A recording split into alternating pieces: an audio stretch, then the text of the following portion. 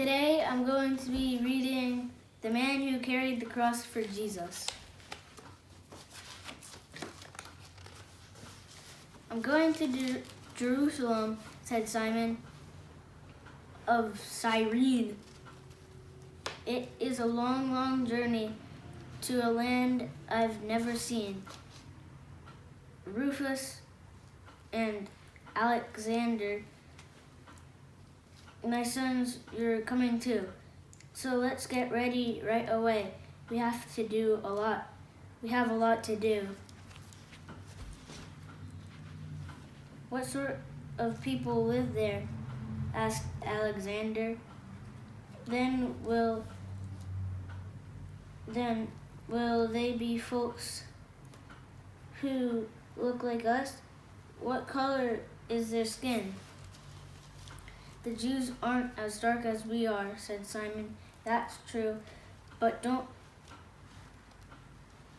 you fret about it, for their God is our God too.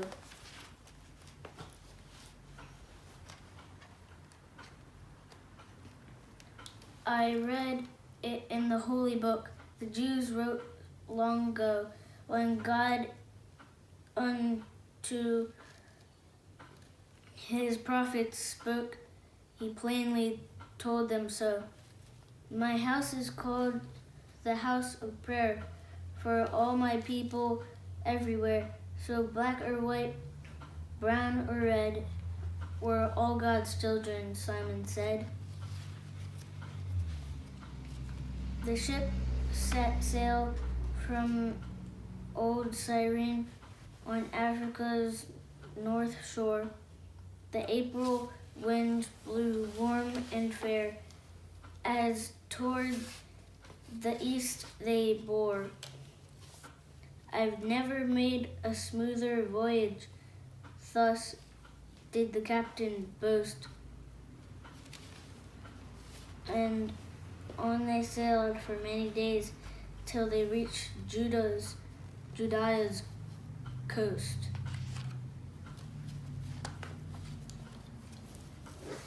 By land now to Jerusalem, their voices raised in song. Rufus and Alexander and their father hiked along.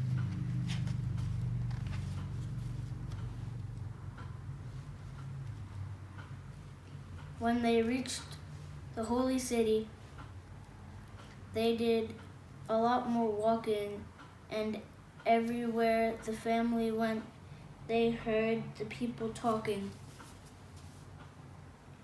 What will become of Jesus was the question of the hour.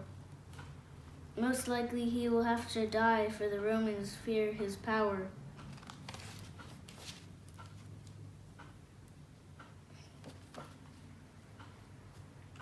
And on almost every corner stood soldiers sent from Rome.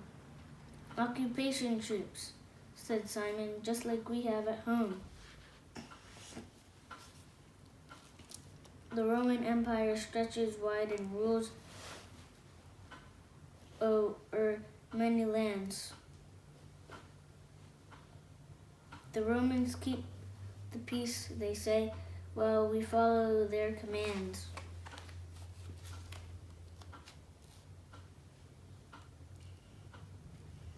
Who is the man called Jesus? Asked Rufus. Tell me, please. There were many different answers in simple words like these. He is a man both strong and good. He speaks of love and brotherhood. 3 years he's traveled far and wide, and preached throughout the countryside. Some say he's the promised Messiah sent down from God's heavenly home, but others believe he's dangerous, a threat to the power of Rome.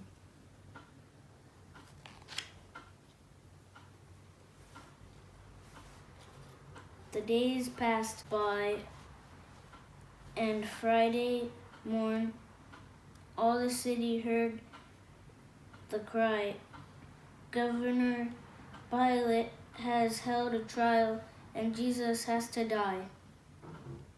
They'll nail him to a cross today, way up on Calvary Hill. How terrible, whispered Simon to his sons, but we must keep still.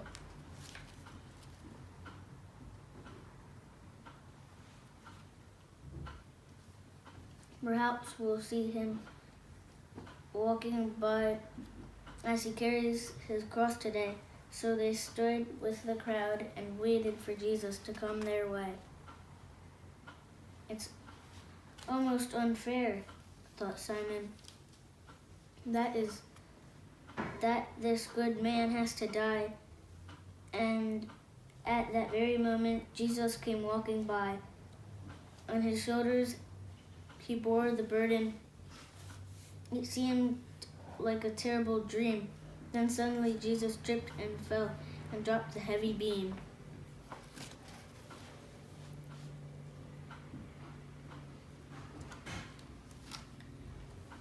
You there, pick it up, a soldier shouted loud and clear. He pointed straight at Simon. You, stranger, don't you hear? Why pick me? Thought Simon. He dared not speak aloud. I didn't ask for trouble. I'm just one of the crowd. Is it because I'm black? He thought. This made his temper rise.